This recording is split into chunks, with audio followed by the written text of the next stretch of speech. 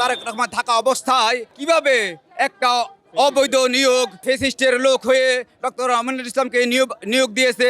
আমরা অফিসে ঢুকতে পারতেছি না, কে বা কাহারা সন্ত্রাসী টাইপের লোকজন তার অফিস তালা মেরে রাখছে। সরকারের কাছে দাবি জানাই এবং প্রশাসনের কাছে দাবি জানাই আমাদের অফিস খুলে দেখ।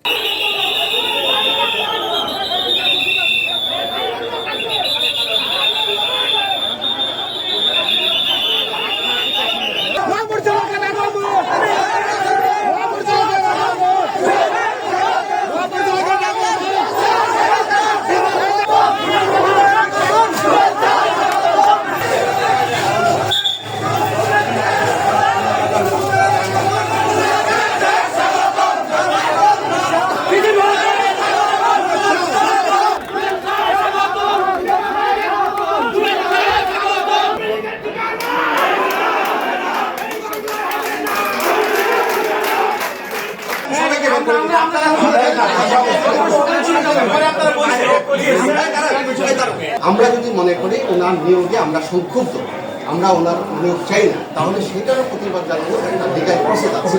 আমরা সেই লিগাল প্রসেসে প্রতিবাদ জানানোর পদ্ধতি আছে। আমরা কেউ নিয়োগ দেওয়া হলো না, নিয়োগ বাতিল করা হলো না। সুতরাং আমরা মনে করি ধান গবেষণা দীর্ঘদিন ধরে অচল অবস্থায় আছে, গবেষণা অচল অবস্থায় আছে। বাংলাদেশের খাদ্য নিরাপত্তা এই প্রতিষ্ঠানের ভূমিকা অন্যতম। আমি মনে করি ওনার পদায়নের মাধ্যমে এই অচল অবস্থা কাটবে।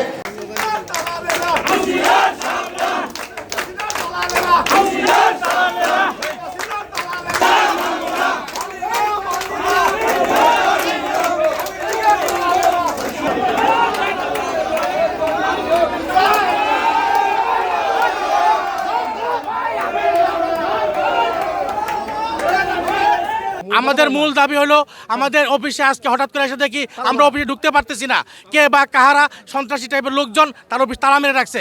আমরা আমাদের সত্যিকার অর্থে যেটা চাই, আমরা সরকারের কাছে দাবি জানাই এবং প্রশাসনের কাছে দাবি জানাই আমাদের অফিস খুলে দেখ। আমরা আইন শৃঙ্খলা নিয়ন্ত্রণকারীর কাছে অনুরোধ করব, নিয়ম অনুযায়ী আমরা অফিস করব এবং আমাদের শান্তি শৃঙ্খলা আমরা বজায় রেখে অফিস করব।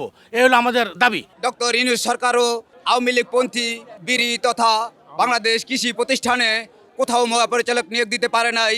বর্তমান প্রধানমন্ত্রী জনাব তারেক রহমান থাকা অবস্থায় আজকে কিভাবে একটা অবৈধ নিয়োগ ডক্টর ফেসিস্টের লোক হয়ে ডক্টর আমিনুল ইসলামকে নিয়োগ দিয়েছে, আমরা তার তীব্র প্রতিরোধ গড়ে তুলব ইনশাআল্লাহ।